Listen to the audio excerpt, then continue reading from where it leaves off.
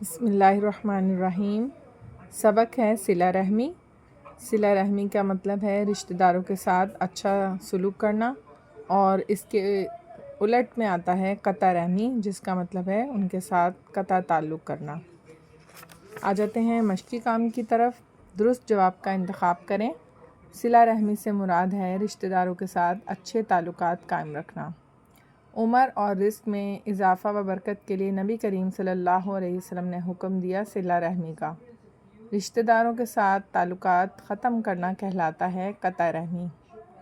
حدیث مبارک کی روشنی میں اصل صلہ رحمی کرنے والا وہ ہوتا ہے جو توڑنے والے سے تعلق جوڑے۔ حضرت خدیجۃ الکبریٰ رضی اللہ تعالیٰ عنہا نے پہلی وحی کے نزول کے بعد نبی کریم صلی اللہ علیہ وسلم کی صداقت کی دلیل کے طور پر جو اوصاف بیان فرمائے، ان میں سے ایک وصف تھا صلہ رحمی۔ مختصر جواب دیں۔ پہلا سوال ہے، نبی کریم صلی اللہ علیہ وسلم صحابہ کرام کو کس طرح صلہ رحمی کی تلقین فرماتے تھے؟ حضرت ابو طلحہ رضی اللہ عنہ کے واقعے کی روشنی میں وضاحت کریں۔ اس کا جواب ہے، آپ صلی اللہ علیہ وسلم نے صحابہ کرام کو رشتہ داروں سے صلہ رحمی کی تلقین کے ساتھ ان کے حقوق ادا کرنے کی تلقین بھی فرمائی۔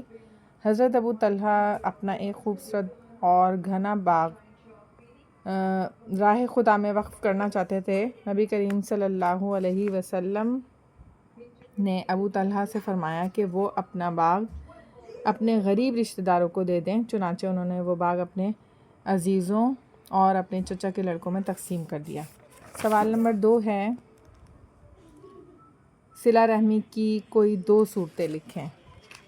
اس کا جواب ہے، نبی کریم صلی اللہ علیہ وسلم نے صلہ رحمی اختیار کرنے والے شخص کو رزق میں کشادگی اور عمر میں برکت کی ضمانت عطا کرتے ہوئے فرمایا، جو شخص یہ چاہے کہ اس کے رزق میں کشادگی ہو اور اس کی عمر دراز ہو، اسے چاہیے کہ صلہ رحمی کرے۔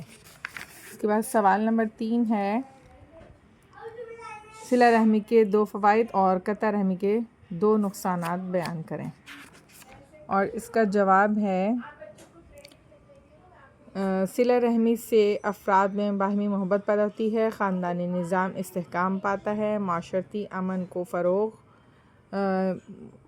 فروغ ملتا ہے اور معاشرہ ترقی کی راہ پر چل پڑتا ہے۔ قطع رحمی سے افراد میں نفرت اور دشمنی پروان چڑھتی ہے، جس سے معاشرہ مختلف مسائل کا شکار ہو جاتا ہے اور خاندانی استحکام تہو بالا ہو جاتا ہے۔ اس کے بعد ہمارے پاس اگلا سوال ہے، صلہ رحمی خاندانی نظام کے استحکام کا باعث ہے، اپنے الفاظ میں بتائیے۔ اس کا جواب یہاں پر لکھ دیا ہے، صلہ رحمی یعنی رشتہ داروں کے ساتھ حسن سلوک خاندانی نظام کو مضبوط اور مستحکم کرنے میں اہم کردار ادا کرتی ہے۔ آپ صلی اللہ علیہ وسلم کی سیرت طیبہ سے بھی صلہ رحمی کی اہمیت اجاگر ہوتی ہے، اس لیے ہمیں بھی صلہ رحمی کو فروغ دینے کی کوشش کرنی چاہیے۔ اس کے بعد ہمارے پاس آ جاتا ہے تفصیلی جواب دیں۔ صلہ رحمی کی اہمیت پر جامع نوٹ۔ اس جامع نوٹ کے اندر ہم سب سے پہلے جو سبق جہاں سے شروع ہو رہا ہے، یہاں پر ہیڈنگ ڈال دیں گے، صلہ رحمی اور قطع رحمی۔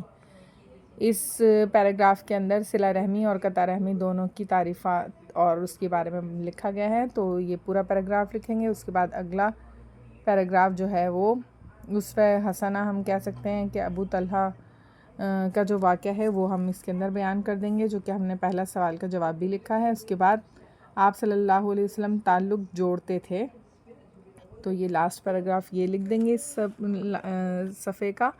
اس کے بعد 9 باتوں کا حکم دیا، تو یہ 9 باتیں جو ہیں وہ ہم اپنے پاس نوٹ کر لیں گے۔ اس کے بعد ایک اور پیراگراف ہم لکھیں گے جو کہ عبداللہ بن اوفا رضی اللہ تعالیٰ عنہ کے بارے میں نبی کریم صلی اللہ علیہ وسلم نے فرمایا تھا، اور اسی طریقے سے ہم آخر میں اس کے فوائد اور نقصانات بیان کرتے ہوئے لاسٹ پیراگراف لکھیں گے۔ اس طرح یہ ہمارا سوال مکمل ہو جائے گا۔